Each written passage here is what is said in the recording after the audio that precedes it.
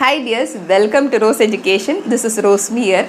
आज हम लोग how to increase brain power, या तो फिर हमारा ब्रेन एकदम टॉप परफॉर्मेंस दे, इसके लिए हमको क्या क्या करना चाहिए इसके बारे में जान लेते हैं। सबसे पहले मैं कहूँगी कि आप किसी न किसी तरह का नया स्किल सीख लो, जैसे म्यूज़िकल इंस्ट्रूमेंट, कोई भी म्यूज़िकल इंस्ट्रूमेंट जो आपको पसंद होगा, जैसे वायलिन, गिटार, ठीक है। या तो फिर आप कोई नया लैंग्वेज सीख लो या भाषा सीख लो, जैसे फ्रेंच। या तो फिर बचपन से आपके मन में होगा कि मुझे एम्ब्रॉयडरी या जो क्राफ्ट्स होते हैं ना अलग अलग तरह के, वो सीखना है, लेकिन आपको कभी चांस नहीं मिला, तो आप अभी सीख लो। अभी तो आपके पास अवसर तो है, ऑनलाइन क्लास है, यूट्यूब चैनल्स है, उसमें सब देख के आप सीख सकते हो ये सब, ठीक है। तो कहने का मतलब ये है कि कुछ ना कुछ नया स्किल सीख लो। या तो फिर अगर इसके लिए बिल्कुल टाइम नहीं मिलता होगा कि डे टू डे लाइफ में आप कुछ भी नया सीखते रहो, जैसे फॉर एग्ज़ाम्पल डिनर या लंच में, ठीक है, कोई भी रेसिपी जो आपको बहुत पसंद हो, जैसे पिज़्ज़ा एक्सेट्रा, ठीक है, तो उसमें आप कुछ इंडियन इंग्रेडिएंट्स मिक्स करके, ठीक है, हाँ ये डालेंगे तो शायद एकदम सही बनेगा, ठीक है, उस तरीके से इमेजिन करके आप उसको बनाने की कोशिश करो, ठीक है। एक तो ये सब करने में बहुत मज़ा भी आता है, इंटरेस्टिंग भी लगता है, okay. At the same time ये ब्रेन के लिए बहुत हेल्पफुल है, ठीक है। ऐसा ज़रूरी नहीं है मैंने जो बोला रेसिपी ट्राई करो, आप डे टू डे लाइफ में कुछ नया करो, कहने का मतलब ये है, ठीक है। कोई नया स्किल सीख लो, वो सबसे बेस्ट है, लेकिन नहीं आपके पास टाइम नहीं है तो कुछ ना कुछ नया करो, एटलीस्ट ट्वाइस और थ्राइस इन अ वीक, ठीक है। तो इससे क्या होगा कि ब्रेन में जो कनेक्शंस होते हैं, ओके, वो स्ट्रेंथन करने के लिए जो है वो काफ़ी हेल्पफुल होते हैं। यहाँ तक ऐसे माना जाता है कि जो बुज़ुर्ग लोग हैं वो अगर कुछ नया स्किल सीखते हैं तो उनका मेमोरी भी बहुत इंक्रीज़ हो जाता है। तो आप सोच लीजिए कि हमें कितना हेल्पफुल होगा अगर हम कुछ नया स्किल सीखते हैं तो, ठीक है। अभी आपने नया स्किल सीख लिया, इसके बाद में आपको क्या करना है कि आपने जो सीखा है ना वो शेयर करना है।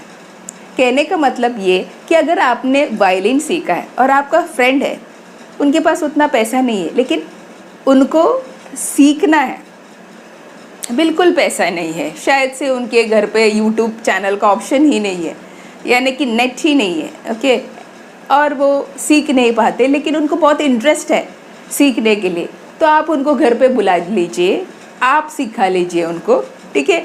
जब आप सिखाते हो किसी को, डेफिनेटली इट एक्सपैंड्स लर्निंग। जो आपने सीखा है ना वो एक्सपैंड हो जाता है। जो आपका फ्रेंड है आपको क्वेश्चन करेगा, आप उनको एक्सप्लेन करते जा रहे हो, ठीक है। इस तरीके से जब आप करते हो ना तो ऑफ कोर्स लर्निंग जो है वो एक्सपैंड होता है, जो काफ़ी हेल्पफुल है आपके ब्रेन के लिए, ठीक है।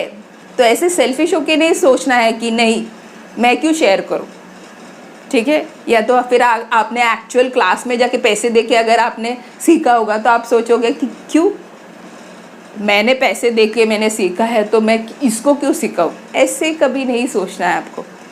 पहला तो ये है मॉरली आप अच्छे काम कर रहे हो, किसी का हेल्प कर रहे हो, दैट इज़ रियली गुड, ठीक है। मॉरल वे में देखा जाए तो वो एक तो अच्छा है। दूसरा है ये आपके ब्रेन के लिए अच्छा है, बिकॉज इट एक्सपैंड्स लर्निंग। अभी तीसरा आपको क्या करना है कि क्यूरियोसिटी लाना है खुद में, ठीक है। यानी कि कोई भी आप से फॉर एग्जांपल सुपरमार्केट में गए, आपने कोई नया प्रोडक्ट देख लिया तो आप उठा लो उसको और देख लो उसमें क्या क्या इंग्रेडिएंट्स है, ये मेरे लिए हेल्पफुल होगा क्या, इसका मैन्युफैक्चरिंग डेट कब का है, इसका एक्सपायरी डेट कब तक है, और इसके अंदर नेचुरल प्रोडक्ट्स है क्या, इसके अंदर और कुछ मिलावट है क्या, प्रिजर्वेटिव्स क्या क्या डाला है। ऐसे जब आप सोचते हो ना, ठीक है, वो क्यूरियस माइंड होता है ना। ये एग्जांपल मैंने प्रोडक्ट का दिया, आपको हर एक चीज़ में जो है वो क्यूरियोसिटी रहना चाहिए, ठीक है, kind of questioning to yourself, ठीक है। जब आप ऐसे करते हो तो डेफिनेटली वो आपके ब्रेन के लिए बहुत फ़ायदेमंद होता है, ठीक है।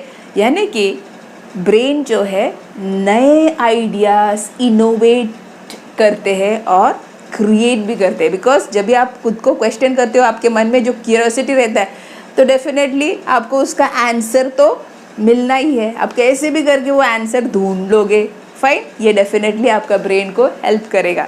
ठीक है, अभी आपको क्या करना है कि पॉजिटिव थिंक करना है, पॉजिटिव सोचना है। ठीक है, हमेशा पॉजिटिव सोचना है, स्पेशली फ्यूचर के बारे में। से फॉर एग्जांपल एक स्टूडेंट होगा और उस स्टूडेंट को डॉक्टर या इंजीनियर ऐसे कुछ बनना है, ओके, लेकिन 7th या 8th स्टैंडर्ड में आने के बाद में उनको अचानक से नेगेटिव थॉट्स आ जाता है। तो सपोज 1-2 सब्जेक्ट में वो अच्छा स्कोर नहीं कर पा रहे, तो ऐसा नेगेटिव थॉट्स अगर इनकेस आता होगा कि ऐसा चलेगा तो मैं कैसे डॉक्टर या इंजीनियर बन पाऊँगा, मुझे अच्छा परसेंटेज मिलेगा क्या आगे जाके, ऐसे अगर इस तरह का जो है नेगेटिव थॉट्स आता होगा, तो उस बच्चे को क्या करना चाहिए कि पॉजिटिव सोचना है कि मैं पढ़ाई अच्छे से करूँगा, और पढ़ना भी चाहिए। एट द सेम टाइम जो है उस तरीके से पॉजिटिव थॉट्स लेके आना है कि definitely I will become an engineer और डॉक्टर, और उसके लिए किस किस का हेल्प लेना चाहिए, क्या करना चाहिए, वो सब सोचना चाहिए। ठीक है, और पॉजिटिव थॉट्स अपने आप में लेके आना है। ठीक है, अगर इन केस अगर मैं नहीं बन पाएगा तो भी सेकेंड ऑल्टरनेटिव क्या है, थर्ड ऑल्टरनेटिव क्या है, ये भी ध्यान में रखना है। यानी कि पॉजिटिव सोचना है अपने फ्यूचर के बारे में। Did you all get it? ठीक है, तो सेम केस अगर कोई अडल्ट है या कोई रिटायर्ड पर्सन है, उनके जो भी प्रॉब्लम्स है, ठीक है, उनका जो भी नेगेटिव थॉट्स उनके मन में आता होगा, तो फ्यूचर के बारे में हमेशा पॉजिटिव वे में उसको जो है कन्वर्ट करना है, नेगेटिव को पॉजिटिव में बदलना है। ठीक है, पॉजिटिव थॉट्स में। तो ये डेफिनेटली जो है, जो ब्रेन के अंदर जो सेल्स बनता है उसका स्पीड जो है वो बढ़ाता है, जो ब्रेन के लिए काफ़ी फ़ायदेमंद है। At the same time stress और एंजाइटी जो है वो कम करता है। That means it is really beneficial for brain. तो क्या करना है आपको? पॉजिटिव थॉट्स लेके आना है। बुक्स रीड करना भी काफ़ी बेनिफिशियल होता है ब्रेन के लिए। अभी जब भी आप बुक्स रीड करते हो तो ऑटोमेटिकली जो है, जिसमें आपको बहुत इंटरेस्ट है, आपने देखा होगा, ठीक है, जब आप बुक रीड करते हो तो आपके सामने जो है वो पिक्चर आ जाता है, मूवी जैसे आ जाता है।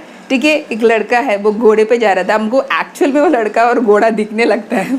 ओके, ये सर नो विजुअलाइजेशन इफेक्ट आता है, इमेजिन करने लगता है। तो ये एक्चुअली जब भी हम लोग ऐसे करते हैं तो ये ब्रेन को फोर्स करता है इमेजिन करने के लिए और थिंक करने के लिए, जो काफ़ी इफ़ेक्टिव है हमारे ब्रेन के लिए।